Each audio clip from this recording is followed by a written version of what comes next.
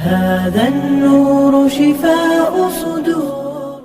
أعوذ بالله من الشيطان الرجيم. بسم الله الرحمن الرحيم. نحمده ونصلي على رسوله الكريم. اما بعد. السلام علیکم و رحمت الله تعالی و برکاته. فرشته ها قسم یکم. فرشته ها چگونه می شوند؟ فرشته ها نعمت بزرگی هستند که آنها را الله تبارک و تعالی آفریده است. همه فرشته ها مسلمان بوده به الله و بر پیامبرانش ایمان می آورند. فرشته هیچگاه بر خواهش الله ضد کار نمی کنند. آنها دائما با فرموده الله مشغول هستند. آنها گناه نمی کنند و در آنها فکری بد یا که خلق بد نمی شود. فرشته ها از نور آفریده شدند. آنها نمی خورند، نمی نوشند، خواب نمی کنند، خسته نمی شوند و پیر نمی شوند. با سبب پیری یا که بیماری وفات نمی کنند. در فرشته ها جنس نمی شود. آنها نه مرد هستند و نه زن.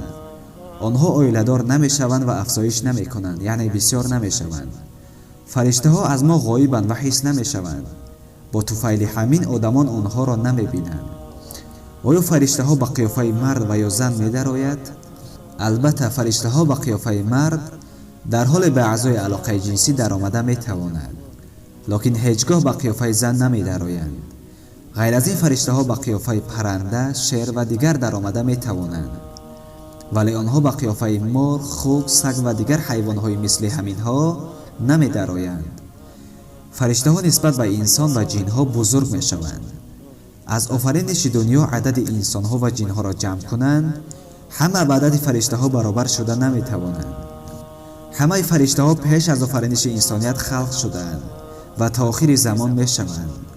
هنگامی که فرشته اسرافیل سور را می دمد، غیر از فرشته عرش را می داشتگی و پاسبان های جنت و دوزخ، دیگر فرشته ها می میرند.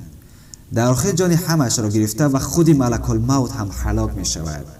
باقی خداحافظ. السلام علیکم و رحمت الله و برکاته. قسم دویمش را انتظار باشید.